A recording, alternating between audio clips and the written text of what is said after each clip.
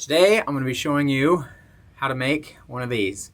This is a cat food can stove. These are awesome for if you're doing backpacking and you need a very lightweight stove. They just use denatured alcohol, or also it's great for emergency preparedness use. I first learned how to make this from a backpacker named Andrew Skirka. He's a guy I've been following for many years, ever since he really got started in backpacking, and I highly recommend if you want to learn lightweight backpacking, check out his website. He's got lots of tips. He has written books.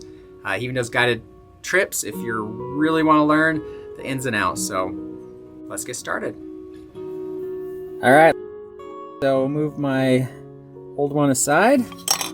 Here's a new one that I bought, new cat food can I bought just the other day at the grocery store. I grabbed two just in case I make a mistake. I got a backup. They're pretty cheap. I think this was around $1 was all. So we'll go ahead and get it opened so that we can clean it out, and then we'll go from there. So just peel that back. Delicious if you're a cat. I'm gonna go ahead and throw this away. I'm gonna dump this out and wash it out, and then we'll go from there. Okay, so I went ahead and got this cleaned out, washed it. Be careful because these edges are pretty sharp. So one way to fix that is to just grab a pair of pliers, or even a butter knife, just something to press it down so that it's not so sharp. Okay, so I found actually a screwdriver does a pretty good job of just pressing it down flat. It doesn't really matter what you do, just find something to flatten that down so it's not that sharp edge.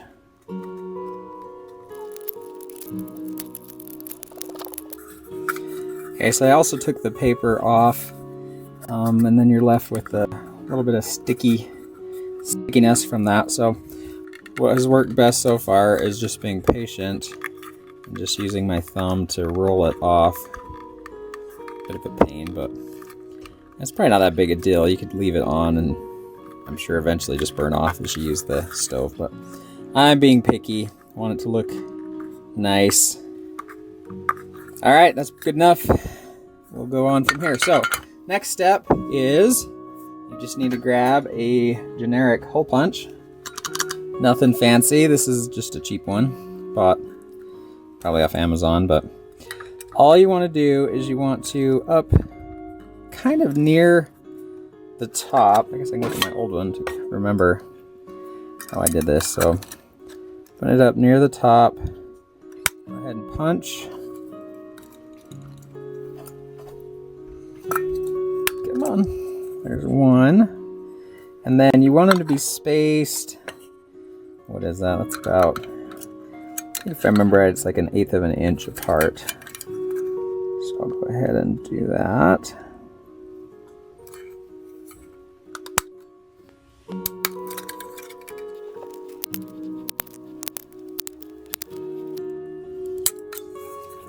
All right, now I'm gonna do my second line row. So you can see it's not perfect. I think I did a better job on my first one, but that's okay, it'll still work. So go ahead and just do the next row in between the others.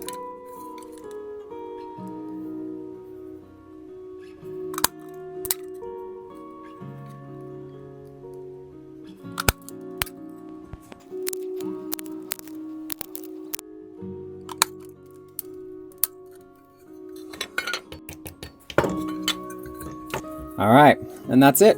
That's the whole build. Not too crazy, not hard at all. That's all it takes. Next step is building the windscreen, which is definitely needed.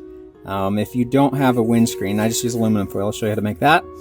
It's really hard to get this to boil water because it just loses so much heat, especially if there's any wind. So I'll show you how to do that next. Okay, so it's just standard aluminum foil, nothing big, nothing big. What am I trying to say? Nothing fancy, not a big deal. So what they recommend is you take the circumference of your cat food stove, and then you want to have about 3 inches more length. So what I'm going to do is mark right here, starting point. I'm just going to measure this out. So very scientific here. Measuring out. All right, so there's that's about my circumference. I'm going to add about 3 inches. All right, now it doesn't have to be super exact. You probably don't need to use tape measure, but I did. Okay, now what we want to do is fold it in half this way. Get it as close to square as I can.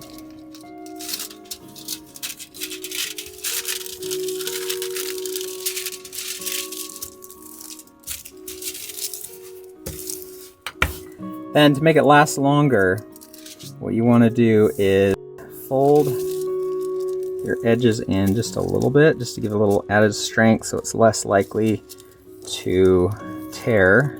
And if you have the heavy duty aluminum foil, it does work a little better. I just didn't have any at the moment. I think that's what I've actually used in the past, but go ahead and keep going with this stuff. Okay, and then one step that is important, you want to make sure that there's no air trapped in between, because what will happen is as it heats up, this will expand and it'll kind of make messes with your edges. So just flatten it out and then do your last fold.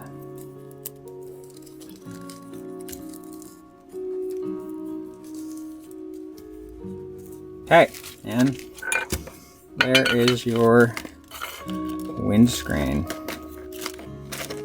It's usually enough. Usually just needed enough for one side when you're cooking, just to give you a little bit of protection from whichever direction the wind's coming from.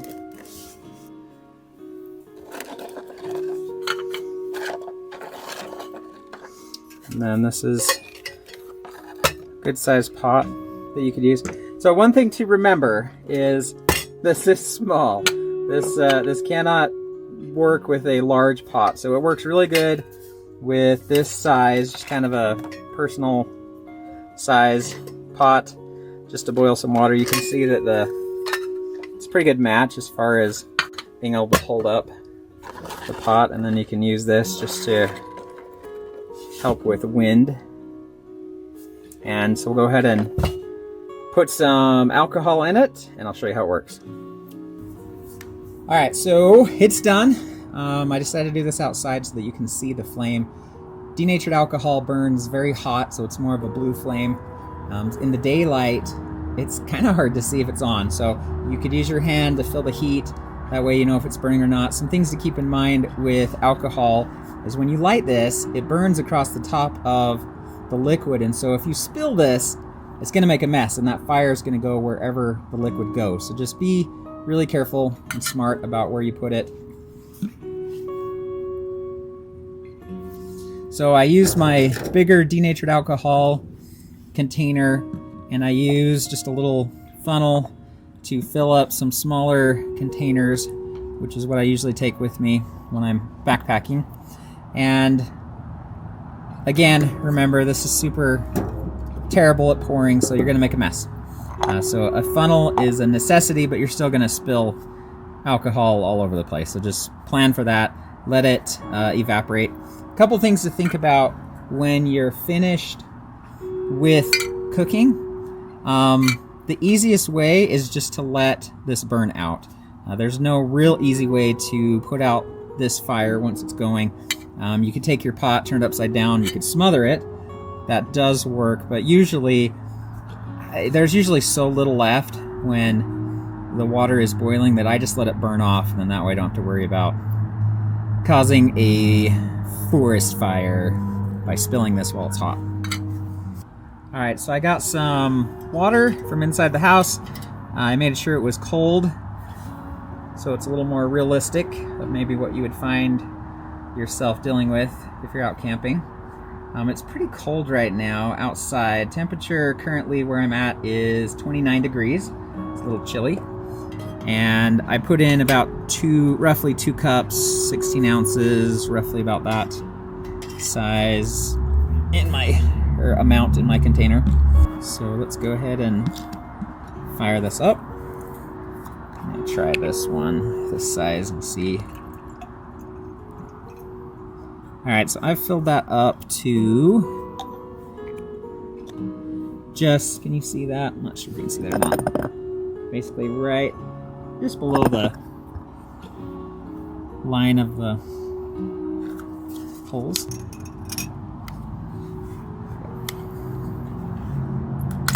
All right. Okay, as you can see, it's lit. I usually give it a minute or so just to make sure the flame's going good, get it heated up.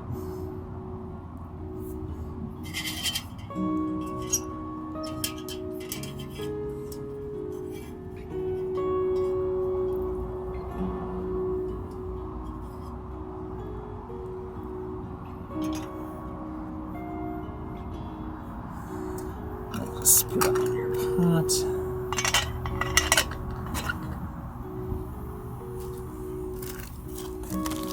I can see which direction the wind is blowing, so I'm going to use this to help shield that wind from that side. And I'm going to start a timer. We'll see how long it takes to boil this water.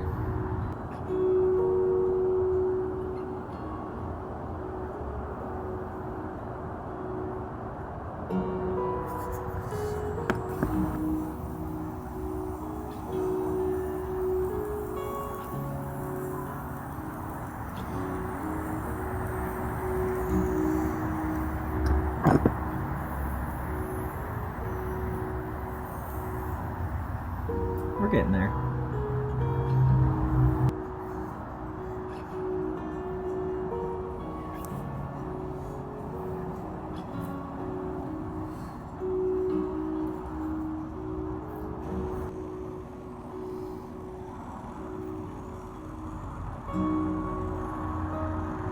Alright, you can see I just ran out of fuel.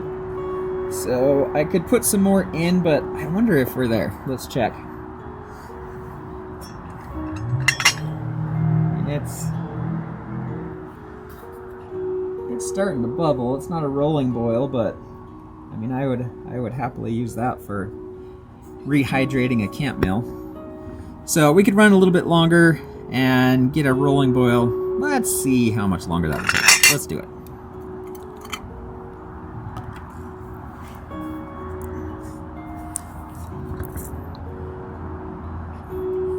Do it about half what I did last time.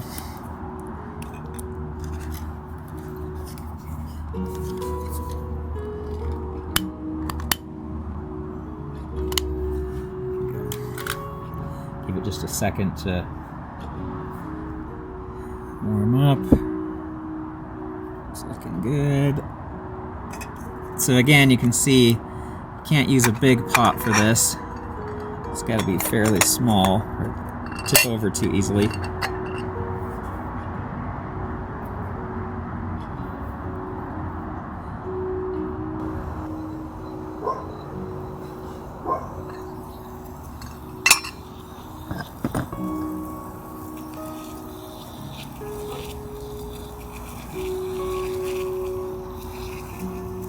Alright, so 15 minutes. I actually think if I would have filled this up just a little better, a little bit higher than I did in the beginning, I would have had enough. So 15 minutes, it worked. So it's not your fastest way to boil water, and the higher altitude you are, of course, it'll take a little bit longer, but for the most part, I've loved using this. It's great because it's lightweight. Just have to be careful you don't step on your cat food can, because then it'll be squished. And it's great for just to have around for emergencies if you need a quick way to boil water. Alright, now that I got it boiling, what I'm gonna do is I'm just gonna let this burn out. There's not that much left, as you can see. It should only take a few minutes, and that'll be gone.